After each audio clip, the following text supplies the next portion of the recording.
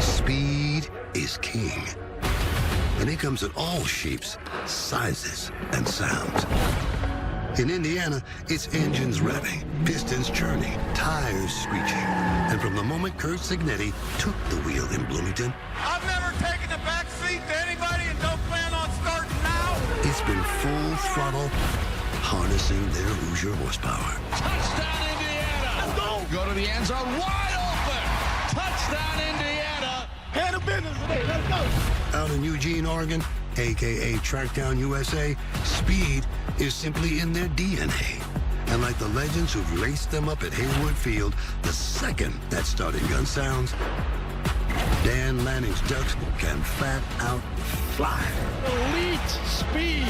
Play fast, play physical. With footsteps as fast as the wind beneath their wings. In the blink of an eye, it's time for the rubber to meet the road. Who'll cross the finish line first? Indiana or Oregon?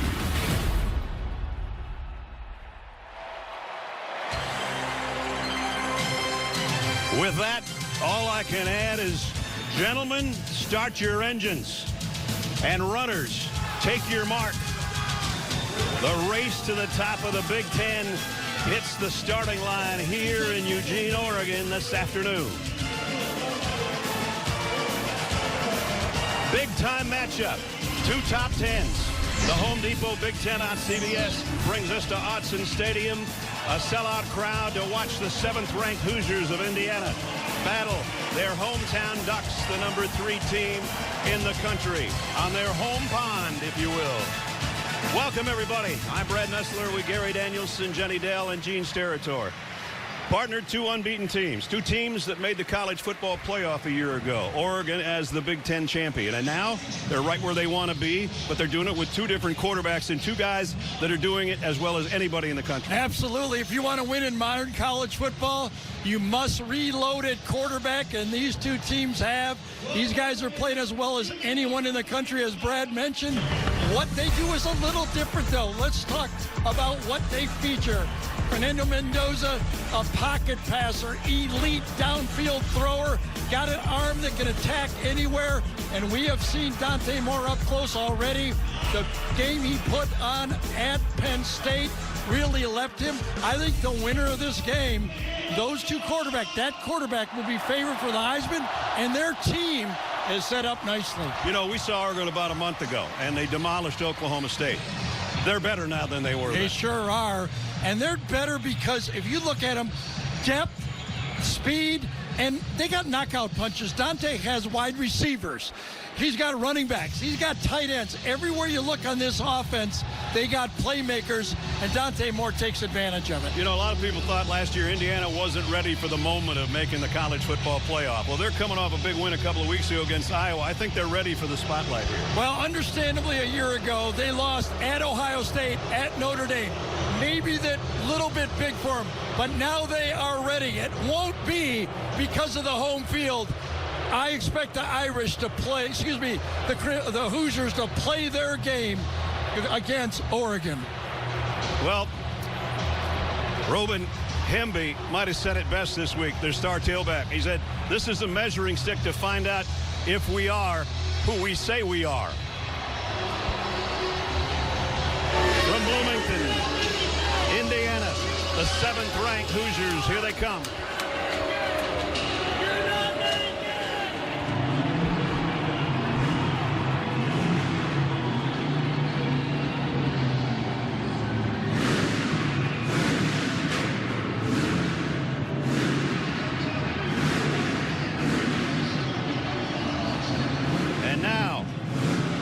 An 18-game home winning streak.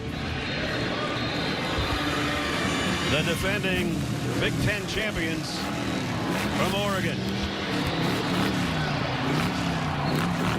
Rev it up, bring the duck, and bring the rest of the Ducks behind you.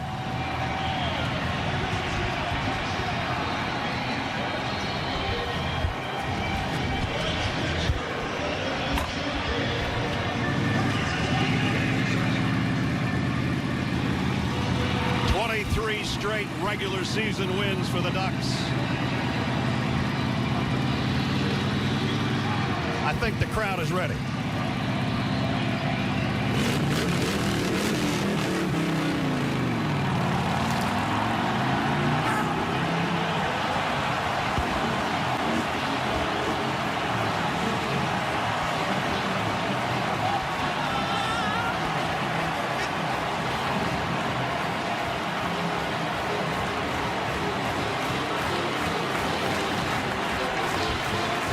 I'm betting at home you're ready too.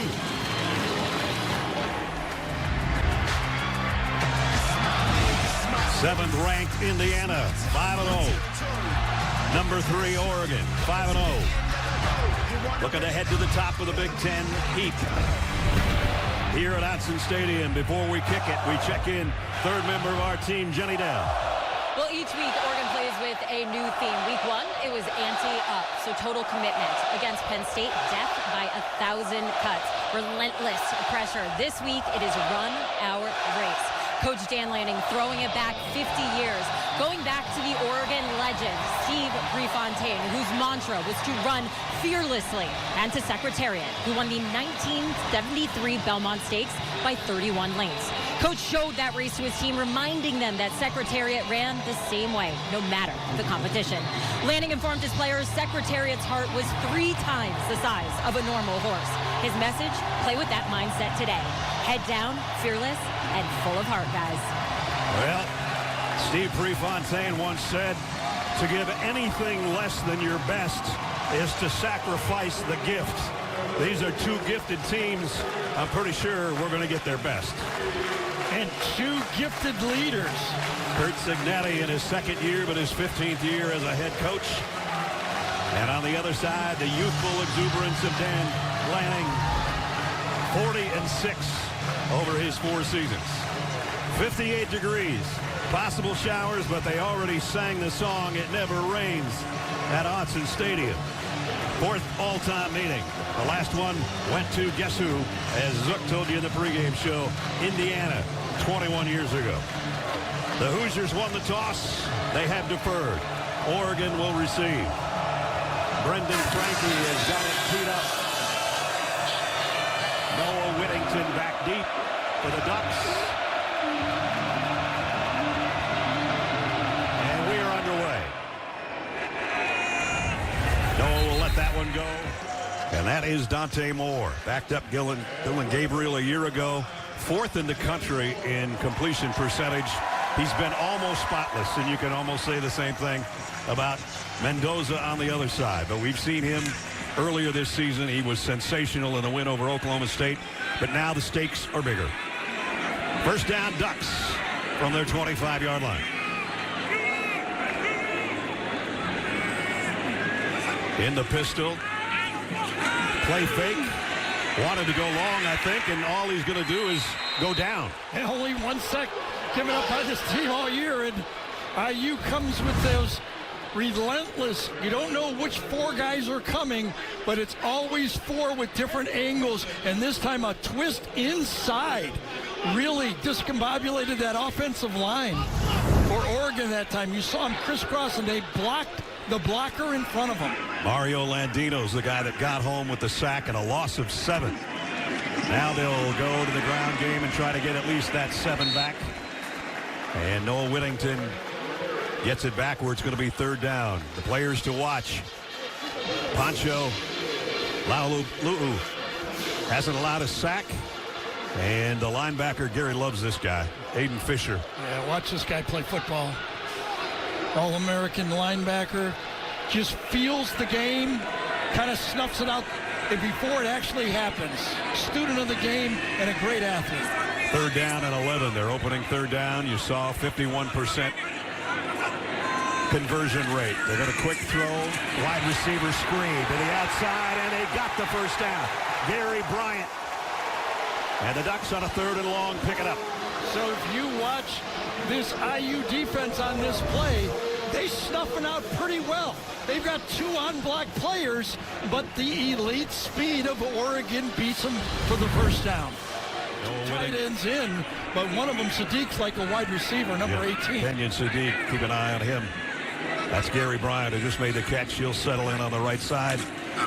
Noah Whittington, little stutter step, and then bangs his way for positive yardage. Jamari Sharp made the tackle. If they're going to run, they love to run to their left. That's where their strength is. World, Pregnon, those two are their bigger, stronger blockers. Isaiah World came over in the portal from Nevada, and he's been an anchor over there on that left side. Second down and 5.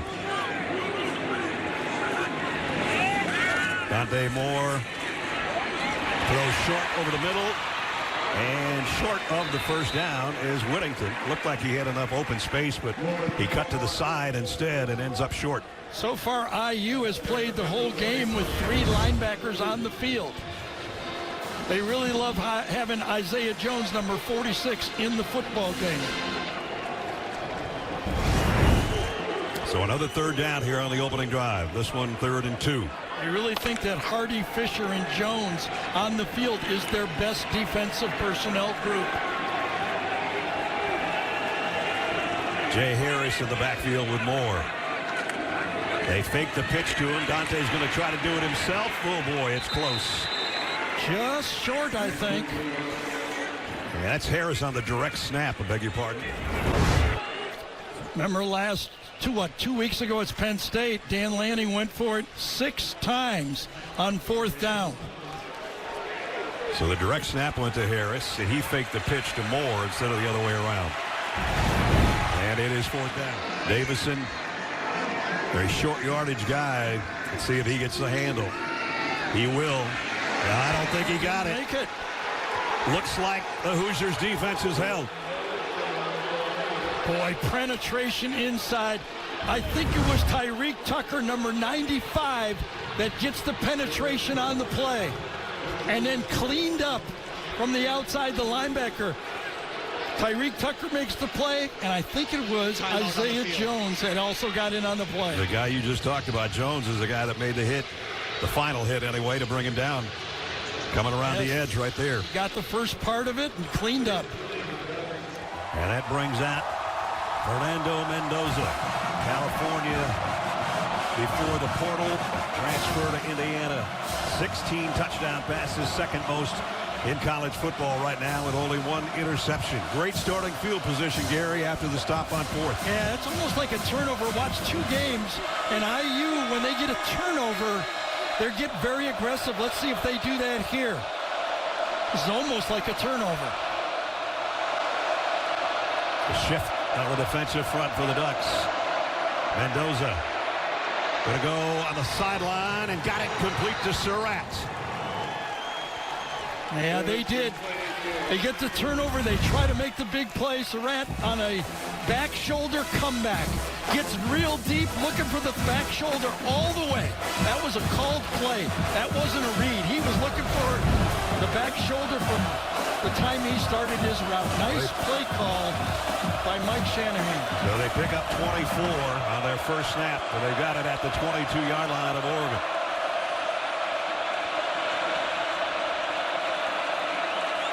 Mendoza looking for more. Now he's going to throw it away. Pat Coogan came over in the transfer portal from Notre Dame. He anchors the center spot for the Hoosiers. Bear Alexander, this is his 3rd stop after Georgia and USC, and last week had his best game as a college football player 2 weeks ago against the Nittany Lions. Second down and 10. Roman Hemby, the tailback, hasn't touched it yet. He's a threat as a runner and out of the backfield. He's got it here. And he got about 3. 3rd down and 7 in the red zone of the 19. Opening possession for Indiana. Firing high, incomplete. Sarratt, the intended receiver, and broken up nicely by Johnson over there. You get me with the back shoulder one time, not going to happen again. Duran Johnson that time played back shoulder all the way, got handsy, got physical, and he won that battle. The AT&T pylon cam, that's Theron Johnson making the pass breakup and forcing a field goal attempt coming up from Nicolas Radicic.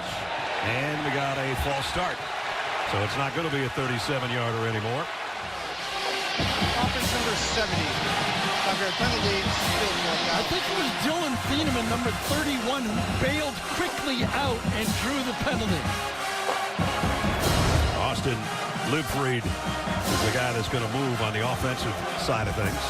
Yep, it was Thieneman backed out, and he pointed right away. Radicic kick on the way inside the left upright and good. So Indiana takes advantage of their defense getting a stop on 4th down. They pick up good yardage on their first snap, but had to settle for a field goal, and that might be a win for the Ducks. These two coaches, pretty high winning percentage, wouldn't you say? Ryan Day's number 1. Dan Lanning, 87%. Curt Cignetti, over his 4 stops, 85%. And Curt Cignetti at IU, by the way, has 2 losses, both to top 5 teams, Ohio State and Notre Dame. And he's got another one today in Oregon.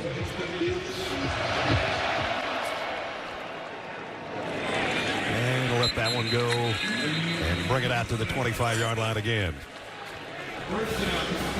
Dante Moore sat behind Dylan Gabriel a year ago, and Dylan Gabriel was behind after Bo Nix. So 2 of those guys are starting tomorrow, and the other guy on the right-hand side, who knows, he'll be starting someday in the NFL. Someday for sure. Elite skills by Dante Moore. Everybody knew that. You know, a 5-star recruit that originally committed to Oregon, transferred to UCLA, and then transferred back. And I think that 1 year he put in as an apprenticeship has really helped him.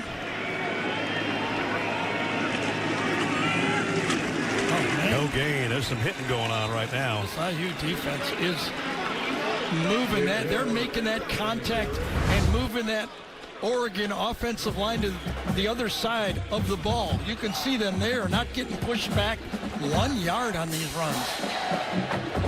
And I mean, you could hear the contact way up here on Jay Harris. No gain. IU comes out with 5 defensive backs now. Only 2 linebackers on the field.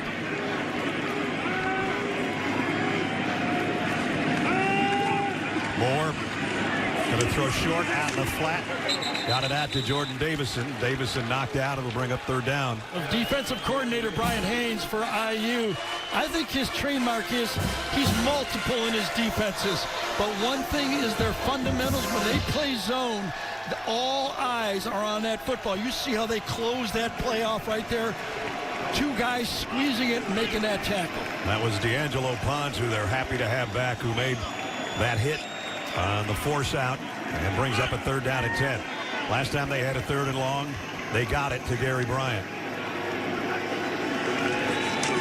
4-man rush. Moore throws incomplete.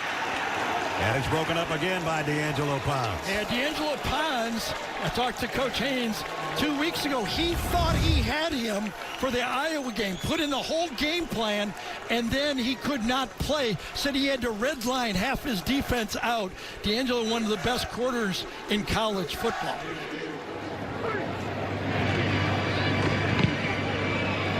Jonathan Brady backpedals, takes it at the 22-yard line.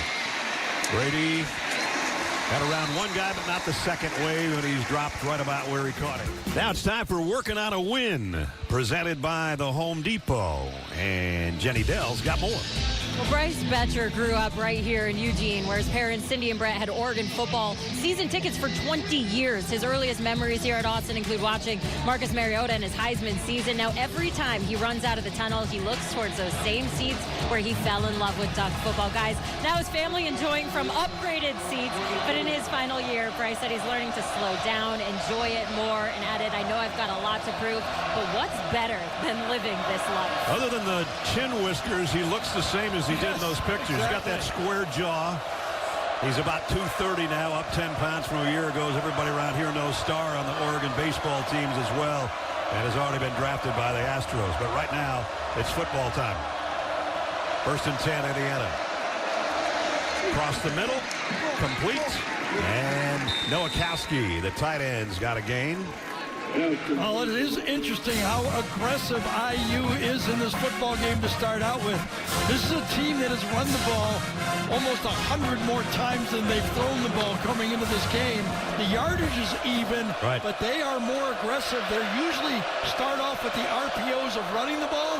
They're dropping back and chucking it. They average 270 passing and 268 rushing. That's balance. And this run is going to be about a yard shy of the first down for Hemby. Now remember, it is loud here, no doubt about it, but 2 weeks ago they played at Iowa, and they used this silent count the whole game. Watch the hand go out. That's the timing of it. They're prepared for this crowd today. 3rd and a yard.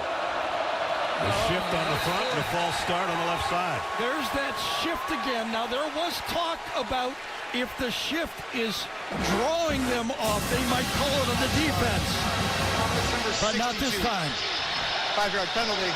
It's still 3rd down. That was an emphasis of the stem late. Right. Remember that? Yep. They thought it was too much of an abrupt movement. It happens right in front of the left guard and tackle. Oh, that was pretty abrupt right there. It sure was.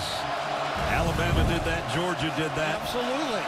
The Ducks do that. And remember where Dan Lanning coached, at Alabama and Georgia. 3rd down and 6. Mendoza. Pocket collapses and down he goes. And it's Amari Washington. Amari Washington just ran right through Bray Lynch, number 74 this time. Watch the attack coming right at him. They did blitz the middle linebacker Betcher that time, but he just got shoved right back into the quarterback. This is the guy they say is the most freakish athlete on the Oregon team. He weighs about 335 pounds, and he is cat quick. That is scary. Shotgun. Before the penalty. And now we got a flag down on a snap here. Delay a game? Delay a game. Yep. Offense number 44. 5-yard penalty. 4th down. I'm pretty sure Mitch McCarthy didn't want to have more space to punt. He's going to be in his own end zone now, or very close to it. McCarthy in his own end zone. Got to be careful. Got it away quickly. Not a great punt, fielded at the 48-yard line by Gary Bryant on the fly, and he just steps out of bounds. So now it's going to be the Ducks that have great field position to start this drive. Kurt Nettie with a pretty definite word for the referee about that penalty on his offense on 3rd down and 1 as we bring in Gene Steratore, and there's a little stemmings going on by Kurt. Gene, here's a look. Yeah, I think so. I think Coach Ignetti has a point here. If you watch Bear Alexander, when he stems left and right like that, fine if you stay down and just stem with your feet. I think when he starts to move the arms and moving laterally like that, that now becomes what we would say a non-football related act, a little more of what they're emphasizing. I think a delay of game defense could have been the proper call there, and I know Coach Ignetti feels that way as well, fellas. You called it at the time, Gary, and that's what it should have been, but instead forces a punt. And a huge call because of the sack afterwards. Right. He still had the football. And with the punt, now let's at the see 49-yard line, good field position. Aggressive. They are. And we got a jet sweep going on for Dorian Moore. And that got about 6. Aiden Fisher, their All-American linebacker, though, snuffs it out. Watch him see the play, understand it aggressively, and get in there and make the play. And they go with some tempo here. The throw to the outside, that's not going to get him anything.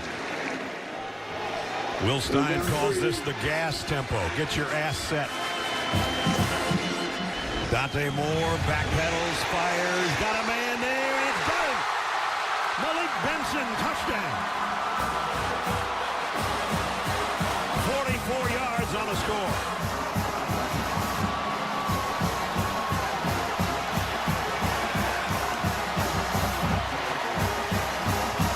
I think the hurry-up really bothered the safety on this play, Amari Farrell. Watch him move inside and lose the slot receiver. Bang, he passed him, and Dante Moore does not miss a throw like that. You can say it. It's all right. Extra point. Up and good by Atticus Sappington. They only had to go 51 yards, and they did it in a hurry in 3 plays. 43 seconds to get in the end zone. And for Dante Moore, his 15th touchdown pass of the year puts the Ducks in front. Yeah, and those 3 plays were all tied together. Remember, it started right away, just aggressive play calling, and he just got those IU defensive backs flat-footed, and they were by him. Sappington to kick. That's Roman Hemby waiting on the kickoff. He's got to let that one go. Kalon Black, now the tailback and the pistol behind Fernando Mendoza. He'll get the carry, and he bangs his way out close to the 30. As you look over the shoulder of Dan Lanning. Second down and 5. On the bootleg, Mendoza throws, and he's got the first down out to Omar Cooper. These 2 quarterbacks, I mean, everything they do, they're under control. Great fundamentals. Guy wasn't wide open, but he put it right on the face mask against the linebacker that time inside. Jerry Mixon, he had no chance. First and 10. Hoosiers at their own 41-yard line. Black busts off the left side.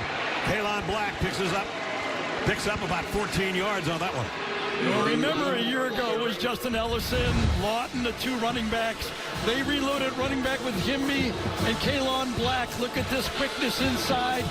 Again, at the end of the play, falling forward. That is IU offense. Good job up front by the IU offensive line. Rushing yardage for Hemby and Black virtually even so far this year. Mendoza fires near sideline. Got it complete. First down. And it's Omar Cooper again. How pretty is this? I mean, let's go way back here, okay? Mendoza getting outside route to the Omar Cooper, turns the defender around. But when I watch Mendoza throw in that IU defense, I got to think of Trent Green. We did him, yeah. I mean, that guy used to get back there like that, just throw it exactly like that. Same type of size, cerebral quarterback, great arm. We know Trent's watching somewhere. He's almost got that facial look of a young Trent Green, too. Empty backfield now on first down at the 34. Wide out screen, little bubble screen, and backpedaling for another first down is Cooper again. What, 91, 92, Trent Green, there he is. Now the shoulder pads are a little bigger. Great NFL career, great broadcasting career, one of our partners here at CBS, but we remember those days, Bill Mallory and Trent Green, fun time. He's been here before as a Cal Bear. Threw an interception. But right now, he's got a good drive going. And again, out to Cooper. And that time the blocking sort of failed him on the outside. And Bryce Betcher is in on the stop. Jenny. You just mentioned Mendoza's been here before. He made his 4th career start here when he played at Cal. He called it the loudest, most hostile environment he's ever played in. He told me this season's all about mastering the details. And he also mentioned that he's learning to stay calm in the chaos. And guys, it is chaos down here. Under 2 minutes, first quarter. Good-looking drive, 2 runs, 4 passes. Has covered 52 yards in the last 3.5 minutes. And now it's Hemby, turn. And Roman. Yeah, nice block by Bray Lynch that time. Number 74 coming across. Pulling guard for IU. Watch him come from, makes the signal to snap the ball in the silent count. And pulls left and kicks out. Beautiful.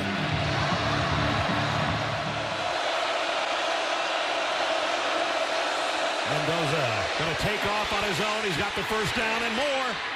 Down to the 5-yard line, maybe inside to the 4. The aggressive run, quarterback draw all the way by Mendoza. He kind of won this team over at Iowa when he ran it down the sideline. They needed the first down and there was no slide. His guys loved that. They actually spotted at the 3-yard line, first and goal.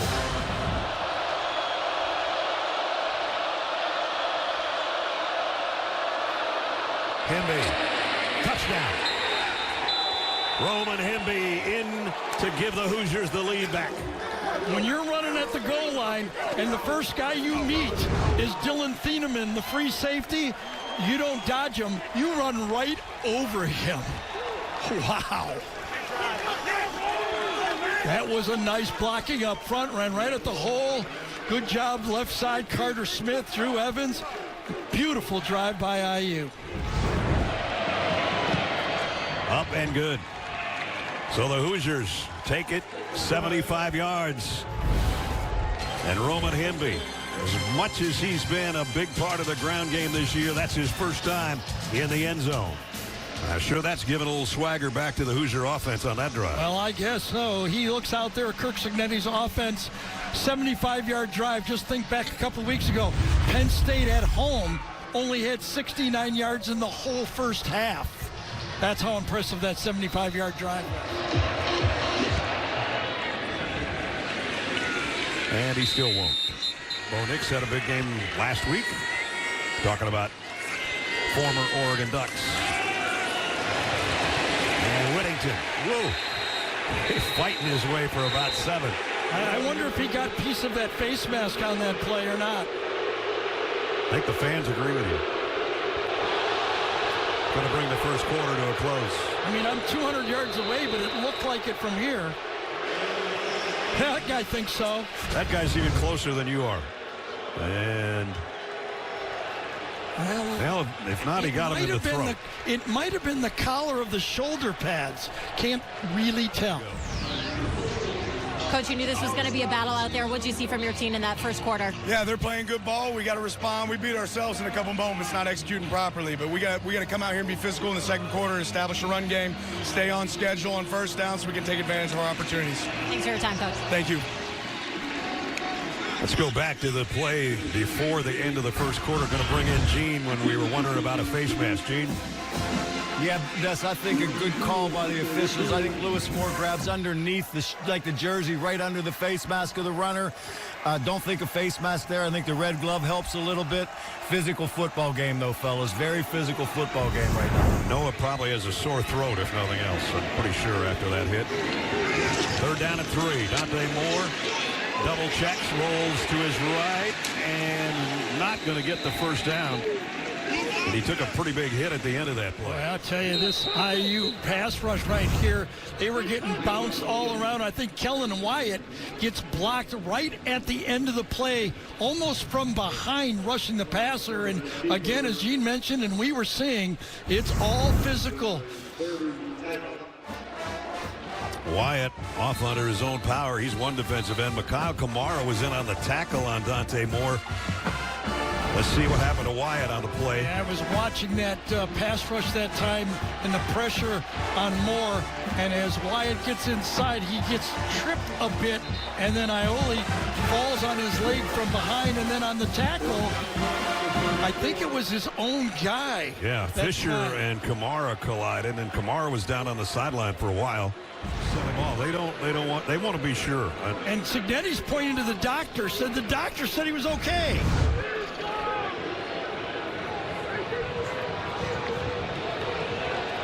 I mean, he wanted to go back in, but this is to be safe, stay over there for a while. Meanwhile, are they going to try to force him to jump, or are they going to run a play? They're going to run a play for the one. They got it. And they got more than one for Davison. And that's their big freshman, Jordan Davison. It's like a Swiss Army knife backfield that Oregon has. This time it's going to be Davison, number 0, with a quick handoff, almost like a fullback in the play, faking the pitch at the time. He's the power back. You think things haven't changed, folks? That was 4th and 1 at the 34-yard line. Your own 34-yard line. That's how they do it these days. Went for it 6 times again on the road against Penn State. And a lot of people would think that's not the spot on the field to do it. Do it more like Army does it. Pickup of 8. Kamara's back in there, by the way. First down for the Ducks. And a big opener for Davison again. And he's still going. Jordan Davison battling and fighting all the way down to the 32-yard line. So when we talked about how this team is different than when we saw it early against Oklahoma State, it's the emergence of these 2 true freshman backs for Oregon. Jordan Davison, the power back. We will see Dyer Hill later, number 23, the swift speed back. But look at that run. Injured Hoosier being helped off the field. Well, he's going off on his own power.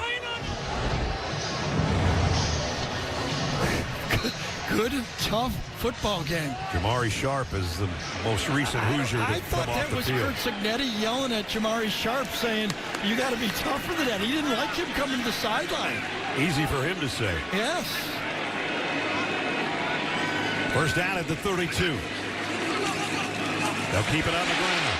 And tripped up, or it might have been another big opener. Aiden Fisher's the guy that kind of blew it up after a 2-yard pickup. I thought Jamari Sharp got landed on the play, making the tackle, taking on the big running back, and then everybody lands on him here.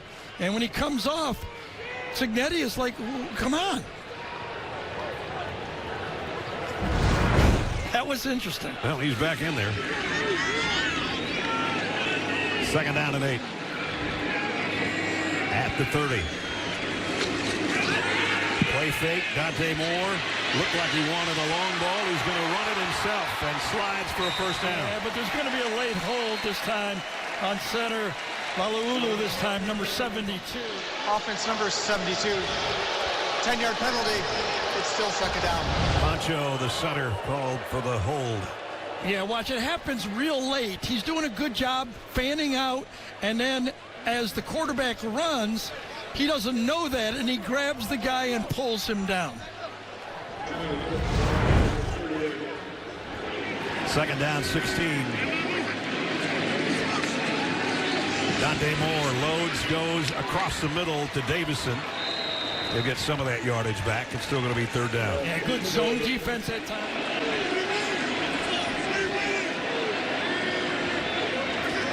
Three receivers to Moore's left. He's going to go that way. No, he won't. He shovels it instead to Lamar. Woo! And a major hit again. This one by Tyreek Tucker. I'll tell you, just relentless defense. He's going to be holding downfield. There's a flag way down inside the 15-yard line. Prior to the pass being thrown. Holding. Defense number 22. 10-yard penalty from the previous spot. Includes an automatic first down. You want to see relentless pass rushing? Watch Aiden Fisher, number 4 on this one. He's taken on inside by the running back. Gets blocked. Keeps fighting. Makes the play. Forces the dump off. And then downfield after all that, you got Jamari Sharp holding on to a receiver that had no chance to get the ball. So instead of the big play by Tyreek Tucker, the holding penalty puts the Ducks in business at the 23-yard line. First down.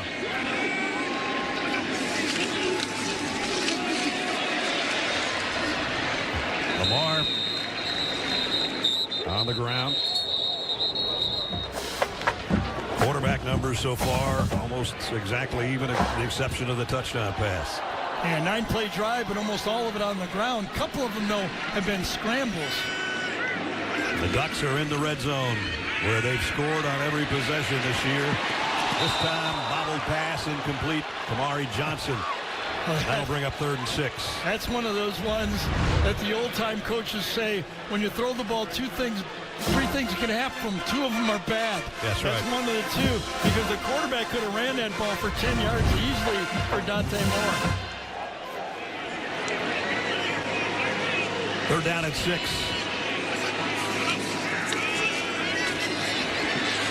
Moore again flushed out of the pocket. He's not going to get away from that guy. Tried to get the wheel route this time. It was not there.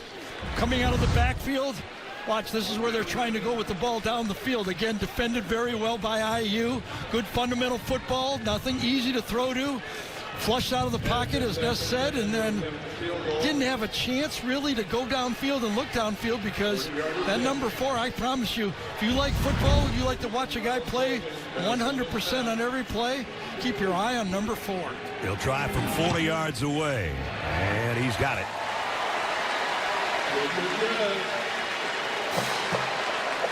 So number 7 and number 3 having at it here at Autzen Stadium in Eugene.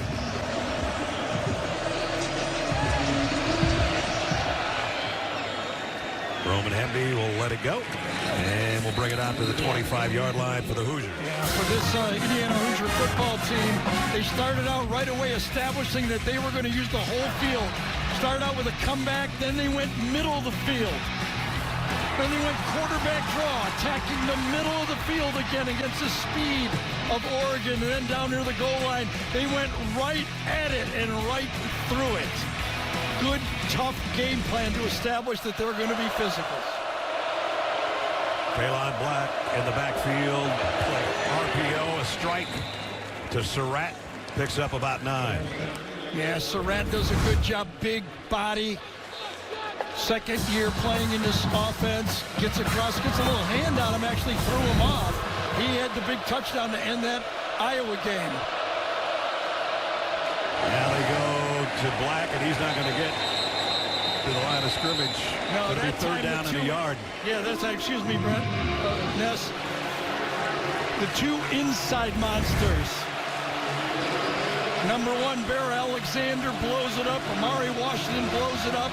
The read might have been there, but no yardage. Here's a big third down for the Ducks defense.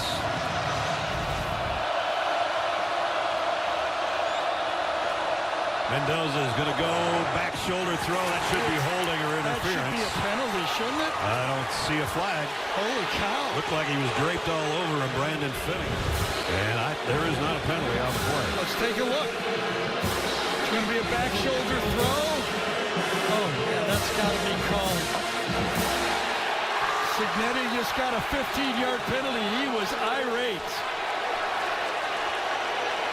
So there is going to be a flag, but it's not the one we thought we'd see. Sideline warning. Indiana. It's their first of the ball game. There is no yardage penalty for that infraction. It's still fourth down. Let's put it this way, though. Let's say they did miss the call. Signetti could have got called there for a penalty. I think the referees did good judgment, and they just warned him this time because they knew it would be a big penalty, keeping it available for him to go for it on 4th and short. Yeah, the side judge kind of just backed him up. You're not supposed to be that far out on the field. There was a flag thrown, but that was just a warning, and now we got a timeout, Indiana. Gene, what'd you think of the whole sequence? I think you've got to have pass interference on the play, Ness. You know, the widest receiver is the responsibility of the official deep downfield. He may not be able to see because the activity's in front, but at some point, another official needs to transition and see that when the ball's in the air. This is what you deal with when you have a play like that. You know, you got to appreciate Coach Ignetti's excitement. And I think Gary's right. You know, he's lucky not to get a 15. I think a sideline warning is the best thing to do in this scenario. Now you've got to button it down and keep him off the field and close in on the plays if you're roughing this one now. Quick question, just, you know, you did it. If you look up on the TV monitor at the stadium, it looked like interference. Would the officials say, we missed that, and I'm going to give the coach a break on this because he was right? I can tell you, speaking for myself, if I would have been able to look up and see that, Gary, I would have given him a little more rope on the play and try to walk him back. But yes, I would do that, frankly. Yes. Interesting. Well, and now Indiana at the 34-yard line, much like Oregon on the previous possession, from the same spot on the other end of the field, 4th down and 1. And now flags fly. Now let's see how they call this. Remember, he said the shifting caused it. Prior to the ball being snapped, false start. Offense number 67. 5-yard penalty. Still 4th down. This time it was Benson, but watch Oregon shift. And that threw him off. Boy, he begged for the shift. They got it twice so far in the game. Offensive line has to be ready for that now. First time, okay, but there's no excuse for moving on that one. Mitch McCarthy to punt. The spiral goes to the 30-yard line to Gary Bryant. Bryant made 1 and 2 guys miss, but the first guy gets back to make the tackle after he got about a 6-yard return of scrimmage. During the kick, holding, return team number 11. 10-yard penalty is enforced at the end of the kick. First down and 10. So that will be enforced. Yeah, quick injury update on linebacker Kellen Wyatt, who was tackled. The trainers helped him off to the sideline. He went straight to the injury tent, spent about 6 minutes in there, was doing drills on the sideline, spent some time on the bike.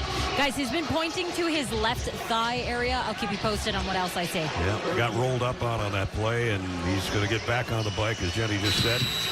Try to warm it up and see if he can come back in. Right now at the 8-minute mark, tie game. And the Ducks back on offense at the 21-yard line.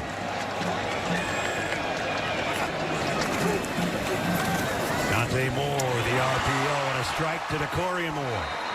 And he's got a first down. And the true freshman receivers breaking out 10 targets against Penn State, 7 catches. One of the elite true freshman receivers we have in college football.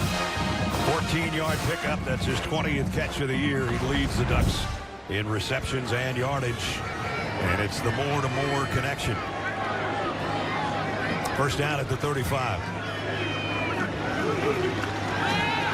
Dante one-handed the snap, and he just throws this one away. He did. He had to throw it away. He had nothing over there. 2 quarterbacks so far. Couldn't be much more even. The exception to the touchdown pass, the 44-yarder. Yeah, I think both defenses are happy, though. Nothing blowing up on them. A long pass for Oregon. One big play. Dante, this one's behind his intended receiver, Malik Benson. Very fortunate on this play. Devin Boykin actually makes a mistake on the other side of the field going for the running back, and they had right down the slot a wide-open receiver for Oregon. Doesn't matter if you're wide open when you throw that one the other way and it's behind your guy. 3 wideouts to Dante Moore's right. He's going to look to go the other way. He's going to be planted at the 20-yard line. This guy is a playmaker right here. Isaiah Jones. Sometimes it's number 4 this time. It's number 46. You put on the tape, these 3 inside linebackers just runs right over Noah Whittington that time. A good pass blocker for this Oregon. You see the moves he made? He didn't try to run over him. He faked them out and got the sack. And he leads the team in sacks, and that one was a 12-yard loss, and it forces a punt. And fair catch called for on the other end by Jonathan Braisley. Take a look at the fresh fun fact of the game presented by Fresh Pets. 2 iconic movies from the 70s filmed at the campuses of these schools. Bloomington, Indiana breaking away, and Eugene, Oregon. And they play it all the time here on the big screen, Animal House, and the music from Animal House. Right now, this IU offense needs a drive. They've had 1 sustained drive in the game. Otherwise, they've had 4 and out, 3 and out, and 3 and out. Mendoza, here comes the heat. Throws to the outside, throws a strike, complete. Elijah Sarratt, and Sarratt's got a first down. Sarratt is a tough cover. One-on-one to the outside. They've thrown that back shoulder. This time they just run an out route to the outside. He didn't go deep, and man-to-man. Alea, number 3, had him and didn't get him. I tell you, this Mendoza attacks the whole field. Sarratt's got 4 catches today. He's got a catch in 44 straight football games. This one's a little high, and what a grab. A one-hander by Cooper, and Cooper's got a first down. Not only does he make a great catch on the RPO throw like that, then he spins out of it and gets 5 more yards. What a play by Mark Cooper. Look at that. Got away from that guy and then ran over Finney. Nowakowski, the tight end, is split wide on this play. First down at the 43. Mendoza loads, lets it fly, and almost caught, broken up at the very end of the play by Brandon Finney. Well, you can see they're trying to attack Brandon Finney, the true freshman out there at corner. Might have got away with a hold, but hey, it's not hold if they don't call it. This one's slightly underthrown and does a good job of getting his hand in there and deflecting it. Nice job by Finney at the end of that play. Just over 5 to go in the half at the 43-yard line. Mendoza is going to run with it. Thieneman tracks him down, and he only got about a yard. Mendoza's years at California and the improvement within. 16-1 coming into this game. touchdowns to interceptions. Now they're going to have to earn this third down. 3rd and 9. So far, those two defensive ends, Uiagalelei and Tuioti, have not been a factor in this game. 4-man rush. Mendoza pumps once and throws it away as he's hit. Yeah, that's a coverage play that time. At Oregon secondary, man's up, no one to get through. This was good protection. That IU offensive line did a good job giving him time. Let's look at it. 1, 2, 3, double clutch, comes out of it. Had guys across the other side of the field perhaps, but Mendoza's eyes were all the way to the right.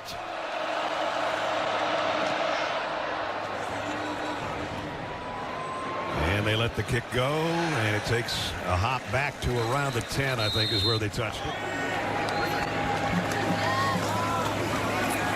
Moore pulls it out, throws it out to Lamar, and he got about 4. D'Angelo Pond's the first guy to get to it. That's why this is really familiar right here, okay? 10-10, 7-7 in that game. Hanging in there. Can they get out of the half? Can they get the ball back one more time for their offense? Let's see how this, remember, we talk about it all the time. The last 4 minutes of the first half, the first 4 of the second half. The middle 8.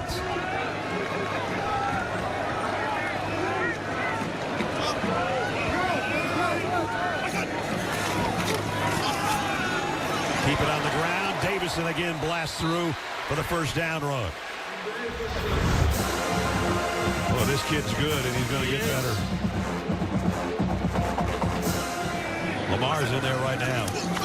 And he'll get this carry. And he's got 6 or 7 before Devin Boykin brings him down.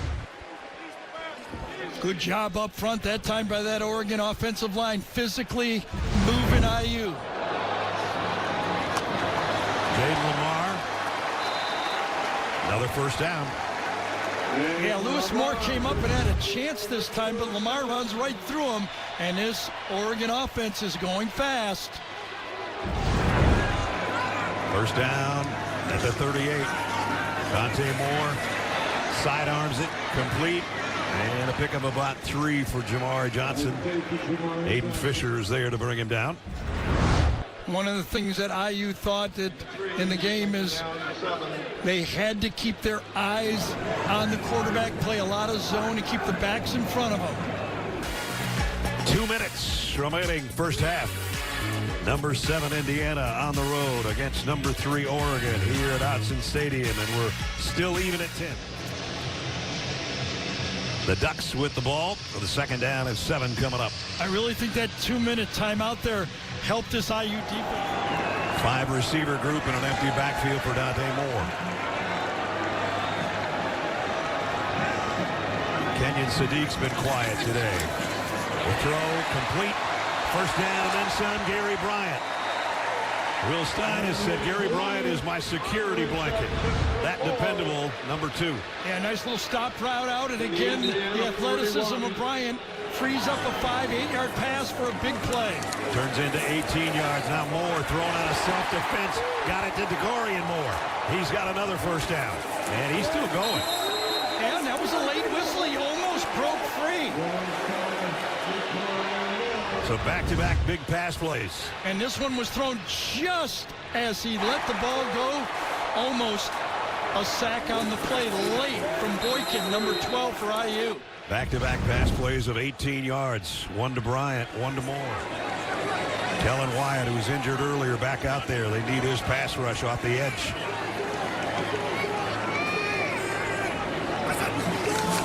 High snap and a whistle before the play can get underway. It's a legal procedure. Snap infraction.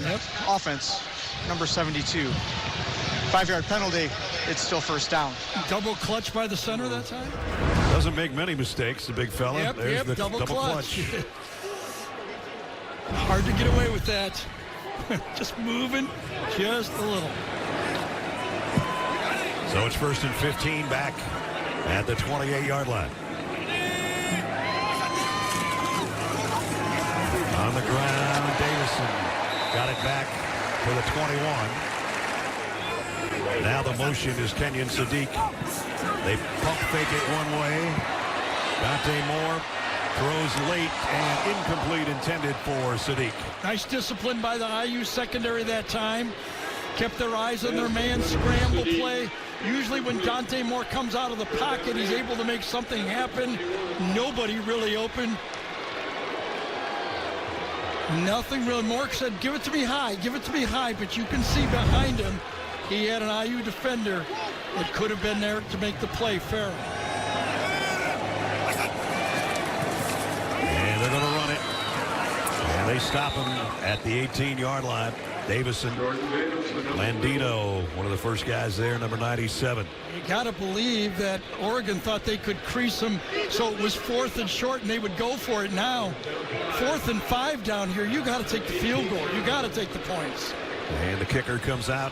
I know Dan does not want to do that, but 10-10 game, you can't drive it down and get no points. As tough as this game has been, hard-hitting as it's been, every point's going to start counting.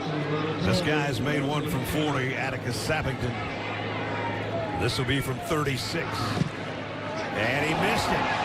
Wide left. And he looks shocked. And so does their coach a little bit. We met with Dan yesterday, and he said, you know, you don't always make these because they're not 100%, and he was prophetic with that call. Almost looked like you couldn't miss from there, and he does. They run the draw. Hemby cuts it outside. Roman Hemby. He got about 14 before Thieneman whacked him on the sideline. That's his best run of the day. They actually stole a field goal late in the half. They came back with a deep out route, and they got roughing the passer, and they got in position to try a late field goal. And they still got a couple timeouts, 18 seconds to work with. Mendoza fires near side. That's complete. Yeah, laid out route. They just didn't get the roughing the passer part of it. Elijah Sarratt. Still plenty of time. You can throw the ball anywhere on the field. This one is placed perfectly. So now we got a timeout. Yeah, IU had to call that. He came down inbounds with his knee. Clock would have kept running after the first down. So they've got one left and 13 seconds remaining. Gets the first down. The clock stops to set the change, but would have restarted. So IU forced to take a timeout. Still have one left for the field goal try, though. Right.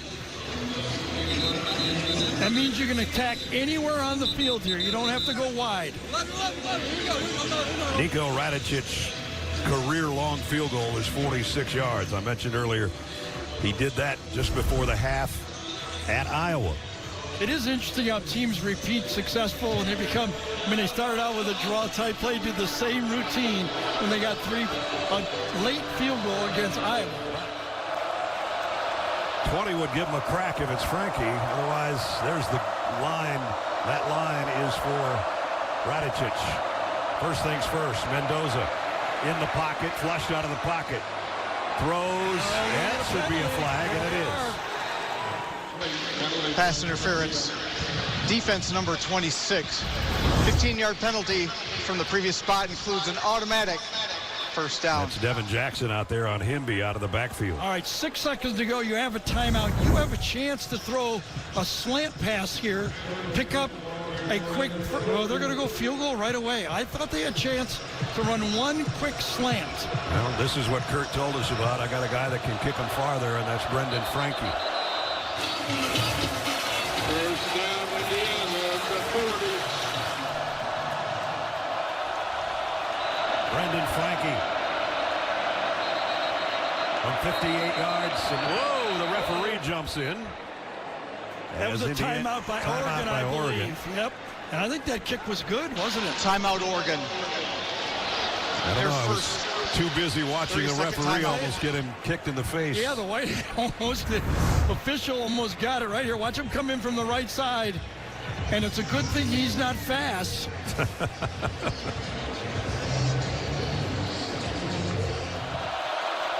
Brendan Franke, transfer from Texas State to try again from 58. Will it be true again this time? Kick on the way. And he got it. Wow, 2 in a row. That one counts. How about that? Cignetti, knowing he had that in his pocket, back-to-back 58-yarders. That is impressive. Nice to have two guys that can kick the ball, especially from that far away. And he says, why don't you let me kick off, too? I'm just going to knock this baby out of here. He's going to try to keep it in the field of play so the 1 second will go off when they pick it up. And they do pick it up. And took a knee. Tough, hard-hitting Big Ten football game, right? Just the way people grew up watching this conference play, and Oregon's in the middle of it. That's the new Indiana mascot, showing the muscles, the bison. Yeah. There's a lot of buffalo in Indiana. I'm not aware of that. I didn't know that either. Coach, you have preached composure, but we've seen your emotions come out on the sideline. Is that intentional? What do you think? You tell me. Yeah, you can't let that go. Can't let that go. Okay. What is your message to your team now? They are up by 3. Jumping off sides. We got to do a better job of stopping the run. We got to quit laying on the ground on defense and coming back the next play. All right. And we got to play better. Thank you for your time, Coach. Thank you. I think that was the Jamari Sharp incident. Yeah, it was. It right? was for sure. Yep. The Home Depot Big Ten on CBS heads into the second half here at Autzen Stadium in Eugene, Oregon. And Indiana on the road has got the lead 13-10.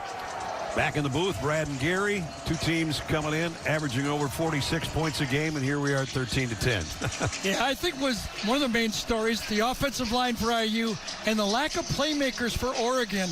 Moore, 2 catches for 32 yards. Kenyon Sadiq, right. No catches, no runs. Their 2 playmakers have been shut down by the IU defense. 13-10 score. Hard-hitting game. Gets the football first, and of course they scored at the end of the first quarter on that long field goal. So let's see what they can do with the first 4 minutes of this quarter. Jenny with Dan Lanning moments ago. Coach, your theme all week has been run your race. How does your team finish on top down the stretch? We got to start sprinting, right? We got to play. It's nothing special that they've done. It's what we've done to ourselves. We got to go out there and execute to the level we're capable of. Go out there and try to close, Coach. We're going to. Here we go. And here we do go. Third quarter.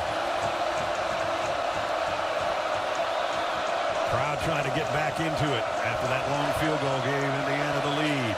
And that's a good way to start. Bale Alexander has got Hemby all wrapped up. The first half game trends presented by Subway. They've sacked Dante Moore 3 times. He'd only been sacked once all year through 5 games.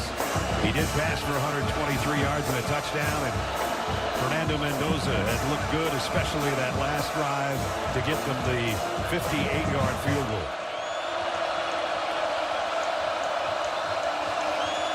And second and long, the RPO is knocked down. And one of the coaching points in this football game for that Oregon front 4, because of all the RPOs, get your hands up.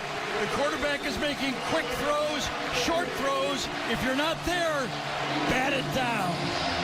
It's Tuioti that got his big paws on it, and it brings up third down and long to open the third quarter. Blitz coming. Toss sweep to Hemby, trying to get to the edge, and he won't get there. Betcher won't let him. And that's what the Ducks defense wanted to do in the opening minute of the third quarter. I have the feeling that Dan Lanning read the riot act of this football team, because this time Betcher takes a back door behind the lineman that time, runs it down.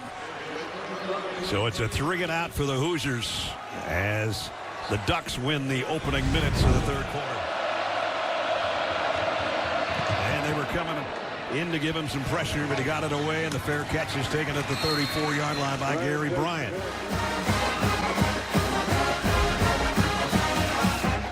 Senior out of Fredericksburg, Virginia, by way of James Madison, like many of the players last year and some that have carried over this year that came with Coach Cignetti.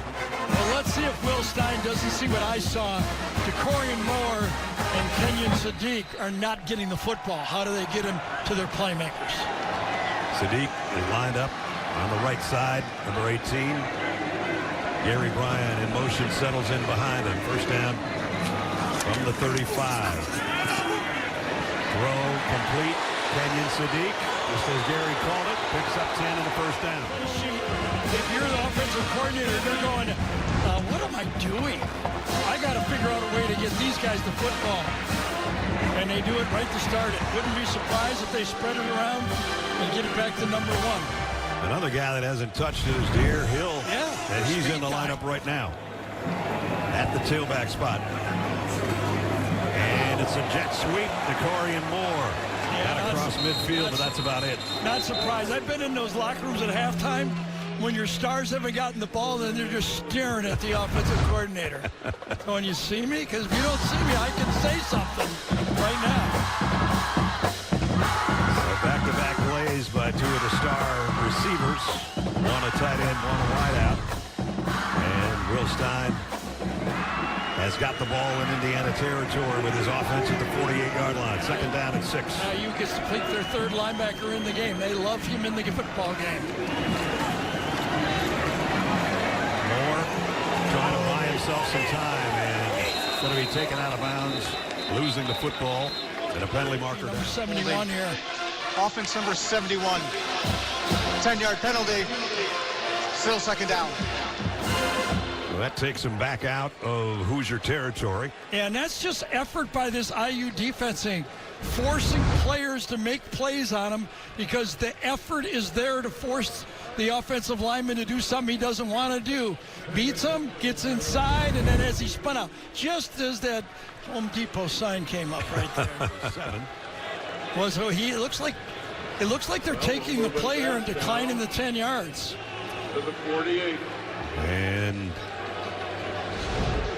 so he lost, what, 2 or 3 yards on the play? He lost 5 yards on the play, so they got to back up, and it's going to be third and about 10 or 11. And Coach Cignetti going down the sideline to make sure the officials know what he wants done with the penalty. The far sideline box had said second down over there, and Cignetti had seen that. The near sideline marker had third down. This guy right here was just a little late with his turning of the switch there. So now they got it third down and 11 back at the 47-yard line. Let's see if this Oregon offensive line can give Moore some time to throw the ball downfield on third down here. Quick throw, wide out screen. Bryant got to midfield. That's about it. Give me a guess right here. Came and ducked under this play and made it again. Aiden Fisher, quick screen to the outside. Now watch him duck under the block right here. Yep, gets right under the tackle and cleans it up. And that was a good aggressive call by Curt Cignetti there. Third and long. I don't think when he took the penalty he realized they lost that much yardage. This guy's not used to punting this many times, but he's not going to. Well, he finally did. And this might be a beauty. Down around the 2-yard line. Great job by both teams that time. If it was a fake, it was read by Isaiah Jones for IU. He wasn't going to let him finish off the play. Good fundamentals by IU, and then the kick is perfectly executed. If it was a fake, it ended up being down by Thieneman right there on the 1 or 2 yard line. Cignetti trying to lead a turnaround at Indiana, kind of a Morven football program, and some guys that we saw do this before. Coach Snyder at Kansas State. A couple Big Ten guys. Bill Snyder started at Iowa, then built that Kansas State program. Barry Alvarez, everybody said, don't take that Wisconsin job. That's a dead end. It was not a dead end for Barry Alvarez. And now Curt Cignetti, people said no one could win at IU. Well, back-to-back years. Interesting play calling here right now for Mike Shanahan. You almost got to think, like, if we don't get a first down, we're almost handing Oregon 3 points. I think they're going to throw on first down, slip a fullback or a tight end out in the flat, see if they can get off the goal line. It's been tough sledding running the ball up the middle back here at near the goal line. Blitz coming off the edge. A quick RPO throws incomplete, intended for Elijah Sarratt. We'll have to say, they are letting these guys play pass defense. Again, this time it's Abedegu right here, man-to-man, coverage. Good coverage, I think. That's a good no call. Hemby right in the middle of the pack, maybe got 2. It's 3rd down and long.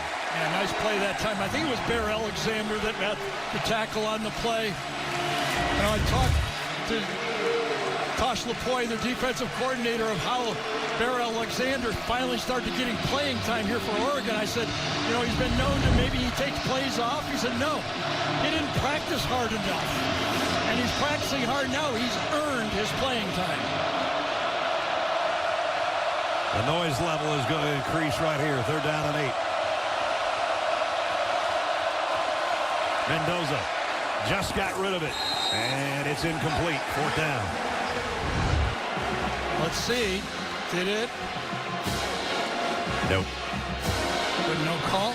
Again, very physical man-to-man coverage. If you're a defensive coordinator now and watching what they're letting the defensive backs do, you're more prone to call man coverage.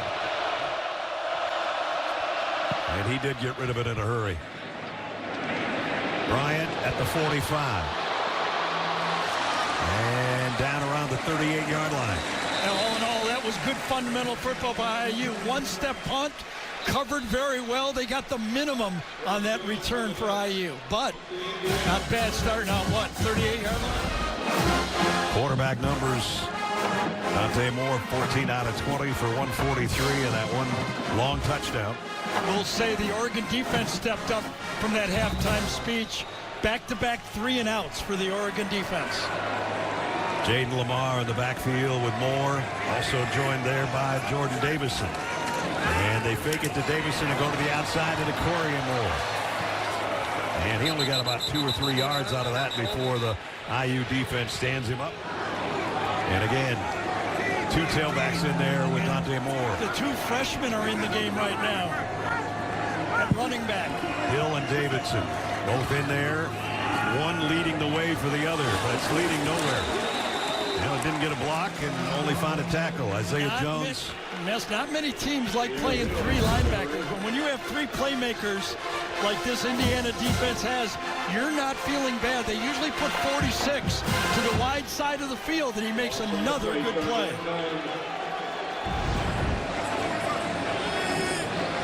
Five receivers for Dante Moore.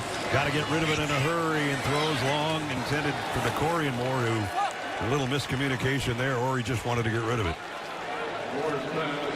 Pretty aggressive by IU, talking about that they're letting play physical man-to-man, enough pressure. You know that Moore felt that. Dante said, I could feel him coming in on me.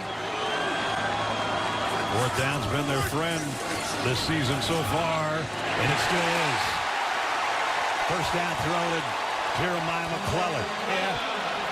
5-man rush that time for IU's defense, and they don't get there.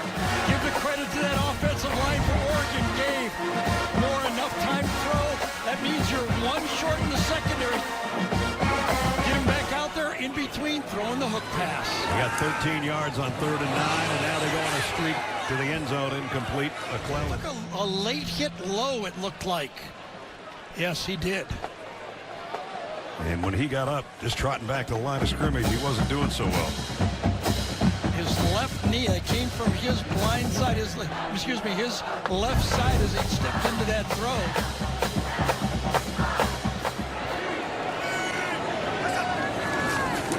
Davison. And Davison still going. Got to the 20. You can tell with that 2nd down call right there that Oregon is thinking 4-down territory right here. Running the ball inside with power. They got a 3rd and 5. They're going to make calls here as if they've got 2 calls to pick up the 1st down. You talked to Will Stein about that the other day. He was telling us Dan Lanning usually lets him know what's going to happen. Yeah, right on 1st down he says, listen, if it's under 3rd and 3, we're going for it. 4th and 3, we're going for it. 3rd down and 6 at the 20. Extra man on the rush that throws across the middle, short of the 1st down. And Davison, forward progress. I think he's going to be about 2 yards shy. Oh, yeah, they'll go for this. This is exactly how they set it up. Again, inside blitz, well handled by the Oregon offensive line, and wrapped up well in that secondary for Lewis Moore. He's going to try a 34-yarder this time in the middle of the field. And it's up and good. Now you went defensive safe. They didn't even try to rush the kicker there. They were going, we'll concede 3 points. So Sappington knocks in the field goal. And the battle in the top 10 between these two is still even, this time at 13.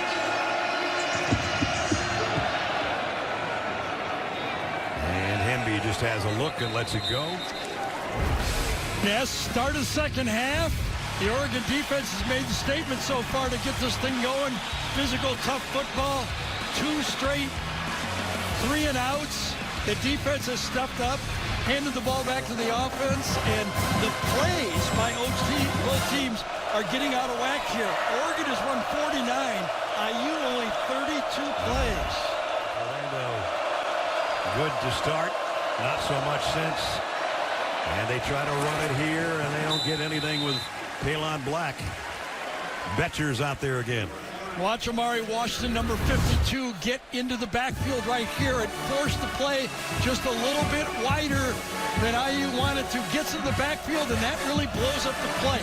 He doesn't make the play, but he blows it up. That shows his quickness right there, splitting that gap at 335 pounds. You said freakish, and you could say 332 freakish. 2nd and 9. Mendoza pressured, throws, knocked away, incomplete. He's going to get pass interference. His other arm, his right arm was hooked around the receiver. Let's see if he turns him just a bit here. Pass interference. Defense number 7. The ball be placed at the spot of the foul. Includes an automatic. First down. Medegu, number 7. Oh, geez, on completely the other side of the field. That seems an odd call there. Wow. That can't be it. He must have the wrong number. I thought it was Jaden Kennedy where the ball was heading. I think it was too. It is on 22 here. Coming right inside. there. Watch him grab him and turn him on the play. Yeah, that has to be the play. Yeah. And the RPO, the throw is complete. And Kennedy makes the play on Omar Cooper. Bring some plays together, some positive plays. RPO, as you called it, that's a tough throw. That's trusting your arm on that throw right there. He'll set his tailback behind him on 2nd down at 5 and give it off to him. And the ball came out. The tackle made. Stretch play to the outside. Well played by the Oregon Duck defense. Pushed to the outside and handled there. Nice job by Tatum.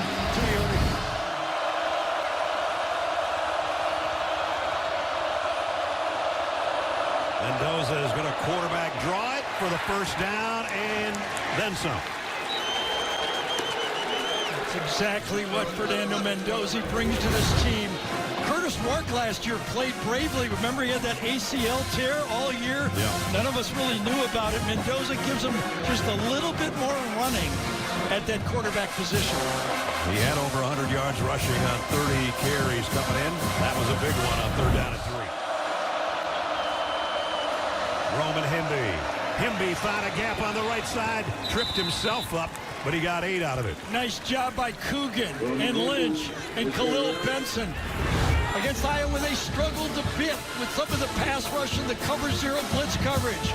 But on this one, they run the stretch play outside, good work inside, and Hemby just takes the hold.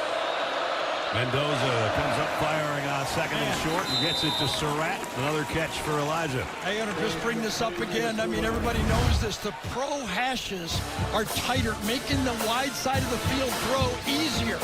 This time, Fernando takes that wide side throw and delivers it right on the 1-3. Just ironically, you have to have a bigger arm in college than you do in the pros. Here comes an end around. Whoops. Slipping and going down, courtesy of Tuioti. It's exactly. Don't get blocked, okay? Make yourself available. Catch the block. Be ready. Take it on with your inside shoulder. Throw him up. Oh, that is good football. Well, I guess. Nowakowski is trying to block him, and no shot against number 44. Mendoza scanning the field, throws out to Hemby, got away, Got a first down and more. Roman out of the backfield, and that puts him over 1,000 yards receiving in his career all the way to the 10. Two really good things here. Watch the offensive line, give him a pocket as he goes Mendoza from the left side all the way back to the right side and catches his running back out there for a check down. Roman Hemby, he's a tough tackle.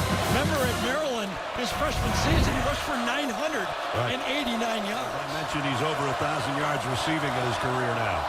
First and goal right at the 10. Mendoza to the corner. Incomplete. Flag comes out. And said, listen, I'll take a half the distance to the goal penalty because I'm beat. It happened in the end zone. I wondered, do they put this at the what yard line? Pass interference. Defense number 7. The rule ball be placed at the 2-yard line. Yeah, that's right. It's an automatic first down. It's not half the distance. Pass interference in the end zone goes to the chair. Full backfield. Hemby, touchdown. Second time today. This one from 2 yards out.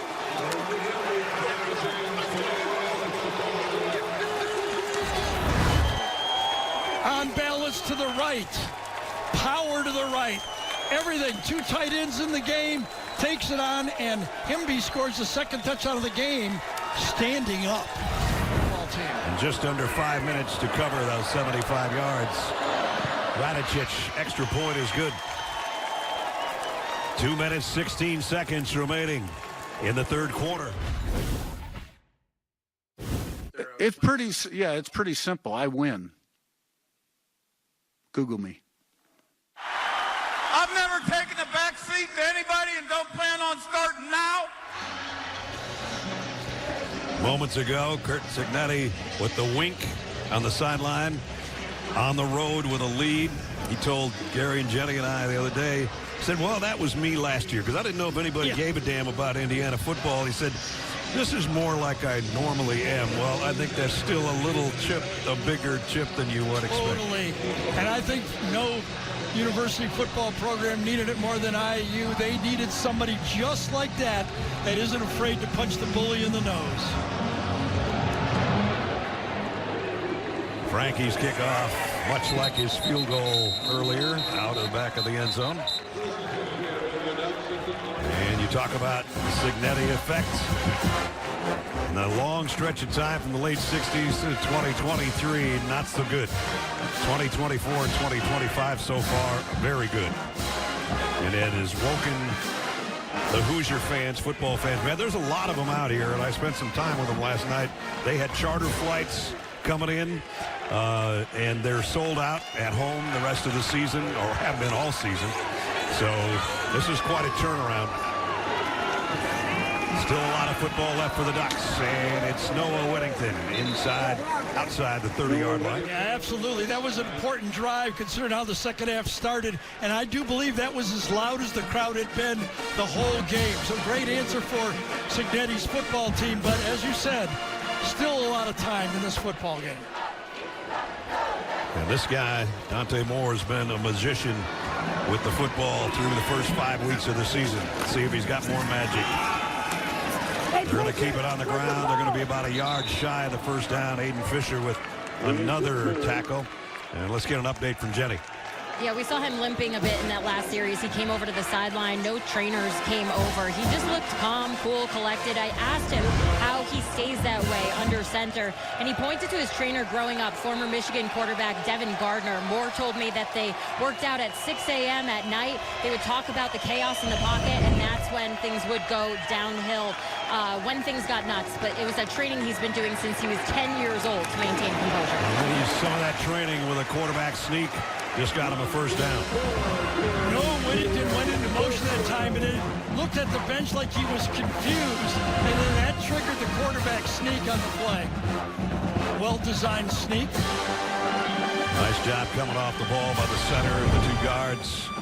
And Dante picks up the first down here. Less than a minute to go, third quarter. Whittington, the veteran, in there with him in the backfield right now. They fake it to him. Moore comes up firing to the outside. Nice play. Nice play. Benson, the intended receiver, and Jamari Sharp He wasn't laying down on defense on that play. No, he wasn't. He was challenged by his coach in the first half. And you know what? He didn't pout. He accepted the tough coaching, and he looks like making the play when it needed to be made. And you see it again from the AT&T pylon cam. Got that right arm around there from the 38-yard line. Second down and 10. And it's Hill. And he's not going anywhere. Lost a yard, maybe 2. Second and long, and IU comes back with their base defense. They have 3 linebackers on the field. They guessed run, and they were right. They got their run defense in there. The safety's up, all 3 linebackers, and they make the play. This time it's Hardy. Streak on the line. The Ducks have won 18 straight at home. They're going to have to come from behind to win another one. We played 3. Number 7, Indiana with a 7-point lead. The Home Depot Big Ten on CBS. We head into the fourth quarter. And Indiana on the road with a 7-point lead on the Ducks. And the Indiana fans were getting into the shout at the end of the third quarter a little bit more than the Ducks fans were. Third down and 11. Third down hasn't been good on third and long today for Oregon. Heavy pressure on Moore, and down he goes. And it was Kellen Wyatt off the edge. Yeah, they simulate the blitz inside with Aiden Fisher, number 4, who's been basically unblockable to one side, but he bails on the play.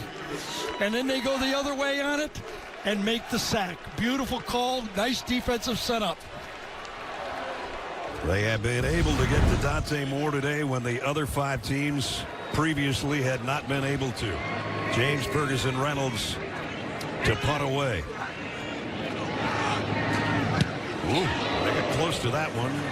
And Brady on the other end is a good punt. Brady had to fair catch it way back at the 14-yard line. I'm sure Dan Lanning and those guys don't care about that, but they do have 18 straight home wins and 23 straight regular season wins in this facility, and that is endangered right now. An endangered Duck stat with 14:09 to go. Betcher, nice play on the tight end.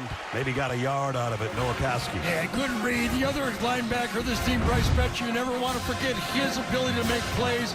Bryce Betcher, middle linebacker, who as a junior in high school around here was the top-rated shortstop in baseball. You don't often see shortstops playing middle linebacker. He said, I'd weigh 230 when I was playing that spot. Mendoza's had to work for all those yards. And he's going to keep it this time and dive forward out around the 23. And he made a great read, because if he'd have handed that ball off, that was going to get blown up for a loss.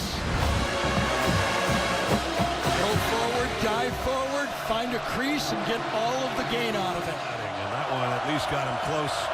Third down at a short 2.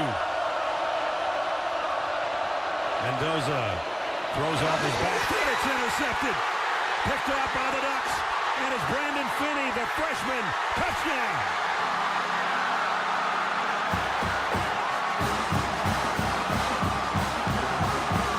A pick 6 by Finney.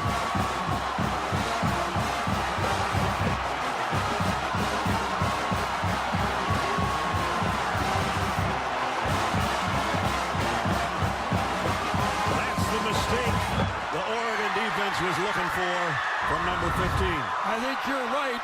It's going to be coming right across the umpire right here. But the back foot throw, he did not get his butt into that throw, and it hung.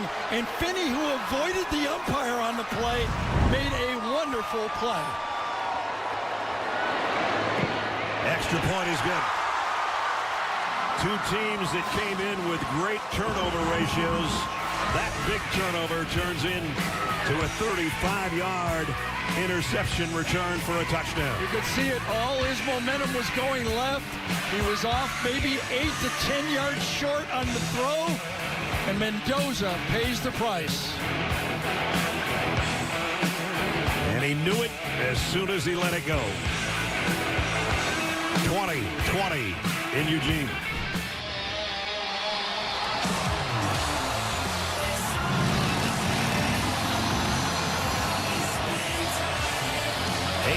Straight wins at home. Indiana, they don't care right now. Hemby, 2 touchdowns today from 3 and 2 yards out. Dante Moore has been sacked 5 times more than he was going into the game. And that's where we stand. A look at our IHG Hotels and Resorts game recap. Third down struggles. Oregon, 5 of 22. Roman Hemby, I mentioned his 2 scoring runs. Brandon Finney just made the play of the game. A 35-yard interception return for a score. Only the 2nd interception thrown by Mendoza this year.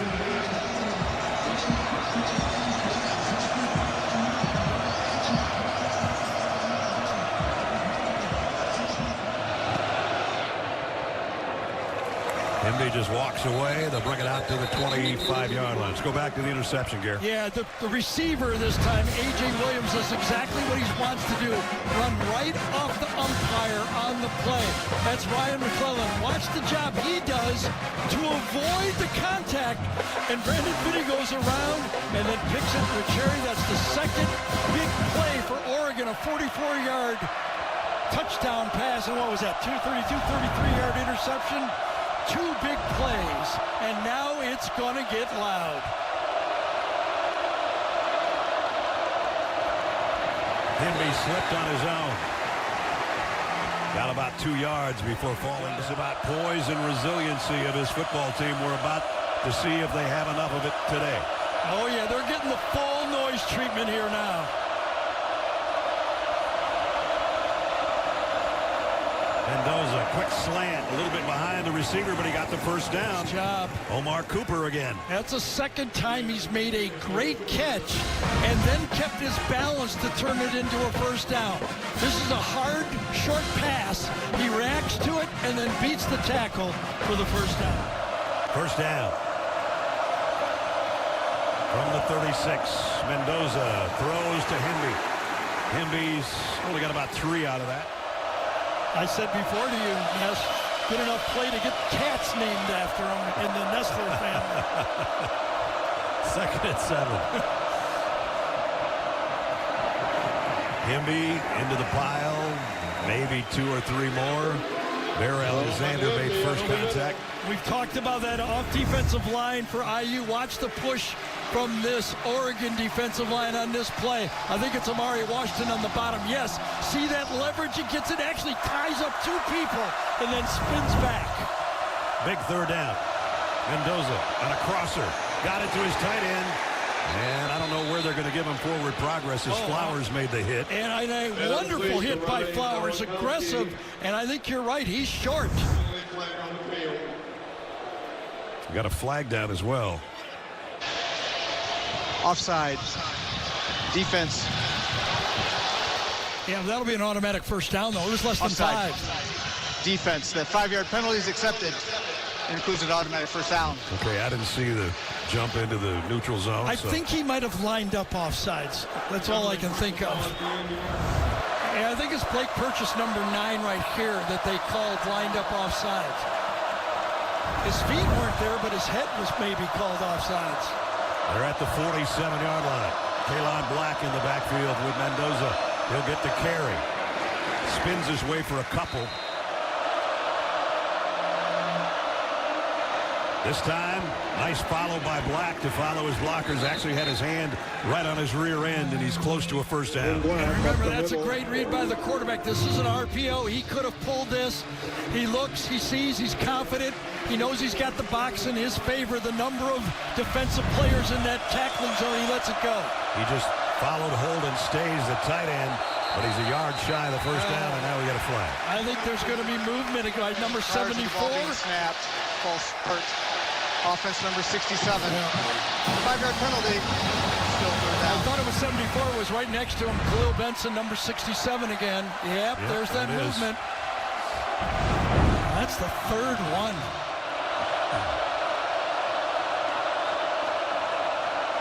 Mendoza Throws complete. Got it to Sarratt. First down and then a little bit more. What a route. What a designed route this time by Mike Shanahan, the offensive coordinator. He was a receiver at college at Pitt. Watch this play right here by comes in, wiggles, and then comes back out. In, wiggles, comes back out, is put right there. What a call. They got 13 yards on 3rd and 6. There he is, Shanahan right there, calling the play with the glasses on. Hemby actually got something out of that. Looked like he was going to maybe lose yardage and got about 3 yards as we hit the 8-minute mark. 2nd down and 6. There's the shift on the front wall. Blitz coming. And we got a flag down. They're going to call. I wonder if they will call it on Oregon or not. Prior to the ball being snapped, false start. Nope. Offense number 62. 5-yard penalty. Still 2nd down. This one's on Drew Evans. Definitely the stem by that defensive line. Right here, I think. Yep, look at that. Out of the corner of his eye. Remember, this is where there's no snap count. It's all visual. The hand of the right guard. And now people are moving. Sarratt with the motion man on that play, and now he's in motion. Sarratt's got it 1st and goal. Finney saved a touchdown. That was that jailbreak screen again that they ran with the linemen, just letting everybody go, and they're sprinting to the outside at the snap. Linemen are downfield. Good block that time. Inside out by the IU. Bray Lynch got the key block. How big has Elijah Sarratt been today? None bigger than that play. 7 for 113 yards. The RPO is thrown behind the intended receiver, incomplete. That was Omar Cooper. That's dangerous down there when that ball pops up. Not a lot of space between any of the defensive backs. You know, one guy can just see that ball pop up, and it's already could be in the hands of the opponent. He had some inside leverage on Kennedy, but the ball thrown behind him. So it's 2nd and goal. Blitz coming. Mendoza throws late and throws it away. Late. I think he saw that he had Nowakowski, the tight end, coming back to the other side of the field. I think it might have been. No, it was not. It was Holden stays. Yes. A little confusion on the play. Mendoza's looking back out, and I'm pretty sure they might have to kill a timeout here. They're going to have to take a timeout. You're right, Garrett.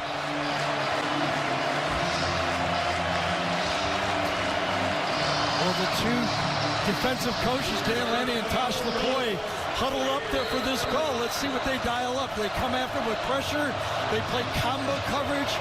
What do you want? 4 wideouts for Mendoza.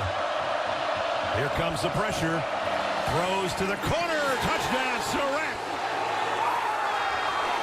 How about that? They've done back shoulder throw about 7 times in this game. That ball was halfway there. Did Sarratt push off a little? Timing route to the outside. Ball is halfway there when Sarratt turns around. Trust the quarterback. Trust your best player. Well, nice play. Really was. Perfect throw. There's been a lot of those to the outside by Mendoza in this game. Another Gary 75-yard drive. This one in 12 plays. None bigger than the 2 passes to Sarratt. The extra point is good. Elijah Sarratt in the end zone for the touchdown, and they're up 7. Don't forget, before we're done, we'll have the play of the game presented by Jersey Mike Subs. It might be this one. Yeah, this was an all-out blitz. We wondered what Lanning and LaPoy would call on the play. They blitzed 6. That's man-to-man coverage out there. They were aggressive, and a perfect throw with great timing pays off. But Oregon in the second half has 45 total yards, coming in with what? 6 minutes and 23 seconds left in the fourth quarter. Yeah, their possessions have been punt, field goal, punt, and then they did get the pick 6. Correct. neither of these guys anywhere near their completion percentage that they had coming in. And credit that to the two defenses today. Well, it's been advertised, and I've watched it, and I've seen it up close, watching him play on TV and up closer personal. They say Dante has ice water in the veins. He will need it for the rest of this game. No doubt. He had it when they needed it 2 weeks ago in a whiteout at Happy Valley. Can he do it in the land of the Ducks here on the home field in the last 6.5 minutes? Moore in trouble immediately, and has to go down, sacked again. Well, I'll tell you, pressure inside through this Oregon offensive line.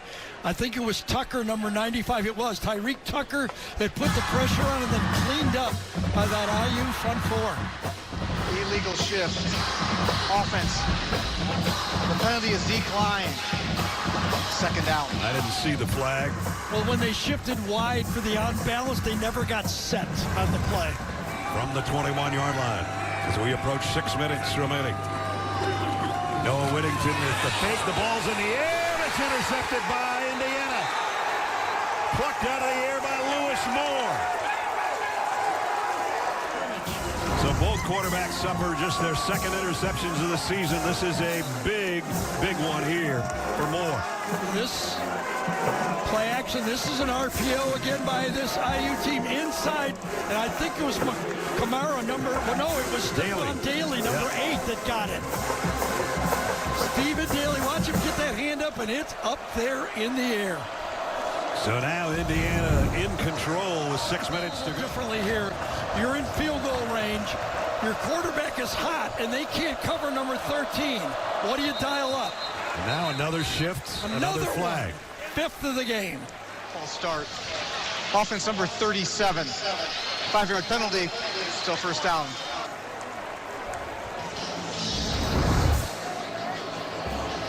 One more time going back to the interception. There's the tip ball. And then it's just a pop fly. As Gary said, you could have called fair catch on that one. Start. That changes the play calling, I think, don't you? 55 yards from here. And it's going to be a keeper. Mendoza got inside the 30. Yeah, I think this play was run all the way. The wide receivers downfield were blocking on the play. They were not expecting the ball. 2nd and 7. Hemby straight up the middle. Betcher stands him up. He's short of the first down by several yards. It'll bring up 3rd down. There's the shift. Mendoza throws complete. Going to be short of the first down, I think, to Nowakowski. Again, he caught one earlier like that, and he was about a foot shy. This might be reviewed. Hold on here. Looked to me like he got a really good spot. He gets right to the yellow line. I don't know if he did. Remember, that yellow line is not 100% official. Right. On the field is a first down. That play is under further review. Yeah, I figured they would look at that. Sort of a jump pass by Mendoza to his tight end. Flowers is the guy draped all over him. And then he got help. Remember, this isn't as easy as near the goal line because you have a line you go with. There's the look we had. Gene, what do you think? Yeah, you know, I think he's short, Brad, based on that. And as Gary said, the yellow line's not official. I do believe the line to gain is right on the hash at the 22. It doesn't look to me like Nowakowski got the ball around ahead of his body as he began to turn when the contact occurred. Really, really tight play. And I think you also got to look, is the ball down the line? Do you have a shot down the line of the angle? After further review, the ruling of a field of a first down is upheld. First down. So the ball started on the 32-yard line, and they're saying that the ball touched the 22-yard line. Since it was called the first down on the field, you have to have proof that he did not make it. So it's upheld.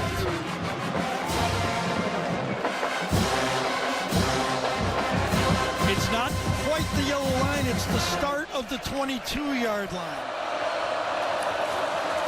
Hemby. Straight ahead, blasts his way for positive yardage. Lanning will have to start burning his timeouts now. I understand that the timeout by Dan Lanning, you're almost forced to think it's a two-possession game. But they gained 6 yards here. It's very possible they could convert this 4th down and just run out almost the rest of the time on this 4th quarter. Well, Oregon came up with a pick 6 when they desperately needed a turnover. Can they come up with another one? Hemby, he's got a 1st down. Tough running by number 1. Give it to that offensive line for IU, taking on this heralded defensive line for Oregon Ducks, and they take it right up the gut at them. Play clock down to 3. They just keep giving it to Hemby, and he's not going to get back to the line of scrimmage with that one. And we're at 3 minutes. And coming in here, Ohio State came in here and didn't win. This is a big win. If IU can finish this off, it should get to the 2-minute warning unless IU makes a horrific mistake. Hemby in the backfield with Mendoza from the 12-yard line. They can get a 1st down at the 1. Hemby pushes his way, and there goes the last timeout. And it's straight where the kicker told you to go, right up the middle. That's what they do. And Hemby gets it to the 5-yard line. Ness, you called it big-time Big Ten football. It's been big boy football here today. Boy, is it ever. And IU has stood up and played toe-to-toe with this good Oregon football team. The preseason, right? Yeah. Texas and Penn State, number 1 and number 2. Clemson was number 4. Coming into today, those 3 teams were a combined 8-7 record.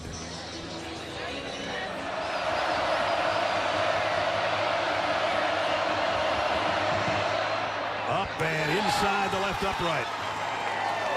And Radicic may never have to buy another meal in Bloomington if the lead holds. 10-point game, 2:06 remaining. That capped a 4-minute drive of only 28 yards, but they got 3 more. A 2-score game, Indiana by 10. 2:06 to play.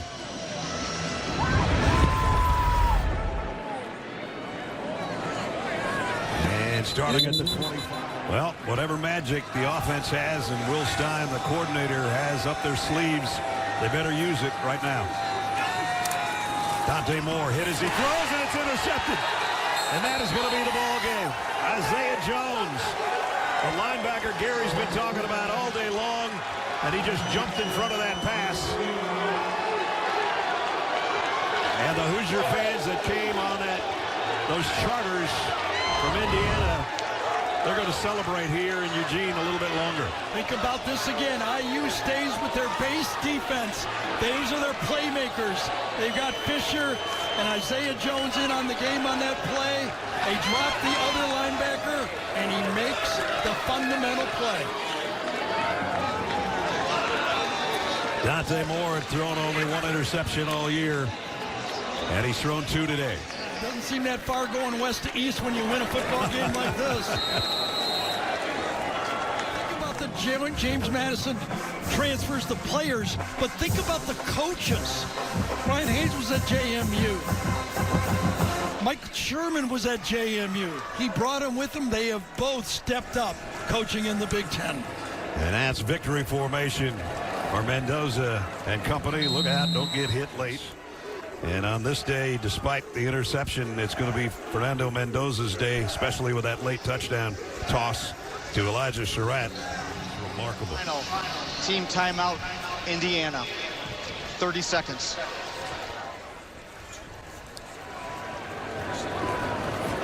And he does the same thing. The 2-score lead, I guess they're just going to come up and do the same thing. Just don't want to drop the ball for some reason, and he gets run over again. Wow. They didn't want to risk a punt and get it blocked, and you know Dante Moore's got the arm. Decorian Moore is his big play guy. 3 wideouts to the top of the screen. He's looking that way, but he's going to throw short and out of bounds to Bryant. He should have plenty of time with a 3-man rush. And it's still, he's going to go to his check down to step out right at the marker, Whittington, and I'm not sure even out to the 1st down. 10 yards is field goal range. And that's where, that one's in the dirt, intended for Whittington again.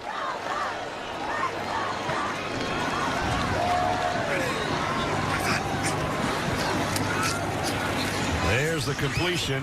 Kenyon Sadiq takes a long time to hit the turf. Clock starts. Well, he's going to try to throw it downfield. Throws across the middle, hoping for a miracle. Stepping out of bounds with 2 seconds is Whittington. Well, IU winning at Oregon. Yeah, say that 3 years ago. Final play. Dante Moore lofts it down to the end zone and almost caught, incomplete. And they are a happy bunch out there celebrating. Heck of a football game. Both those guys know that. And Oregon falls to 5-1. The Hoosiers are still perfect at 6-0. Congratulations to the Hoosiers. Long trip out to Eugene, and they're going to go home happy. And they're going over to meet their fans in the far corner in the end zone. Now it's time for the play of the game presented by Jersey Mike Subs.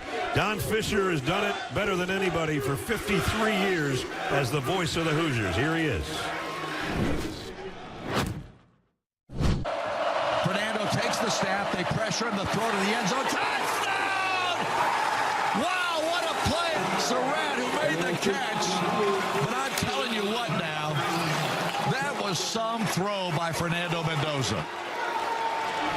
Yes, it was, Don. Winning coach on the field with Jenny. Indiana has never beaten a top 5 team on the road. What just led to that statement win, Coach? Wow, what a stat. Great team win, great effort by the players and coaches. You know, we had a great mindset coming into this, really believed it could happen.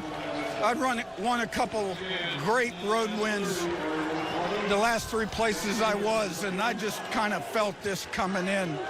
And it's a good win for the program. On your hand, you have the words attack, attack, attack. Your defense attacked Dante Moore. How were you able to fight through the adversity and accomplish things that many have tried and failed to do? Well, defense did a great job putting pressure on them. They spit some runs out, but came through more times than they didn't. Offense was sort of hit and miss, but made some plays. Kicking game was really good. And at the end of the day, you know, we made the plays when we had to. The adversity, the physicality of this team, do you think a win like this should silence all the doubters and all the haters out there? I don't really care about that. I mean, you're going to have, you know, people that are supporting cookies over brownies all the time, right? It's part of the business. Part of the business. Congratulations on a great win, Coach. Thank you. I've never heard cookies over brownies before, but I think Kurt will never admit it, but I think he was just a little bit choked up in that interview at the beginning. I think so, too, and I don't blame him. I mean, usually for IU fans, they're putting on their basketball jerseys at this time of the season. Now, when we see them in the airplane, and we've been seeing them, they've got IU football jerseys on, and they are believing. Yes, they do. Mendoza and Dante Moore have a quick embrace, and obviously one's got a smile on his face, and the other one doesn't. Let's go back down to the field and some of the winning players. Elijah, I'm starting with you. You spent your entire career with Coach Cignetti. How has he prepared you for moments like this? Man, just allowed us to stay in the moment. He prepares us every single day, puts no limitations on us, and he just allows us to go out there and go to work every single day to build us for these moments, and we were ready today. Some of your best performances have come on the road. Do you just like shutting up these fans? Yeah, I love road games. Hearing that crowd go silent when you make a big play, Fernando putting the ball perfectly where he does every single time. It's a great moment for us right now, for sure. Congratulations. All right, Fernando, the first time you came here was your 4th career start. You were a quarterback at Cal. You now just led your team to beat the number 3 team in the country. When you reflect on that journey, is this what you dreamed of? Yeah, first of all, I want to give all the glory to God. Thank you so much for my family for helping me get to this point. And I could have done without a fantastic offense. They never said it was going to be easy. We came in here, we handled adversity fantastically, and we rose to the moment. When the offense is on the field and we need a game-winning drive, we did it. When the defense needed a stop, we did it. thank you so much for Hoosier Nation coming out. I'm so grateful for all my offensive linemen, receivers, running backs, tight ends, and what a great team we have here to struggle through adversity and come out on top, especially such a great team like Oregon. Also, I want to give a quick shout out to my guy Pat McAfee for shouting us out. He's friends with my guy Steve Levy and also Boston Connor. Let's go Hoosiers. God bless. ESPN, CBS, whatever. We'll go with that. All right, I know the nickname over here is the Waffle House. Are you guys going to go celebrate at the Waffle House tonight? If we had one in Bloomington, hey, Bloomington, y'all got to make one in right now, but we'll celebrate somewhere. On that plane, we're going to celebrate. But congratulations to both of you. Great one. Fernando thanked everybody but the Academy for his Oscar. Well, it was an Oscar-worthy performance by him today. I love to watch athletes answer adversity. You don't know what it feels like. I do, throwing a pick six to seemingly let everyone down, then trotting back out on the field and finish off a game. Indiana wins, and they go to 1-46 against top 5 teams on the road. That one was today, and it was a big one.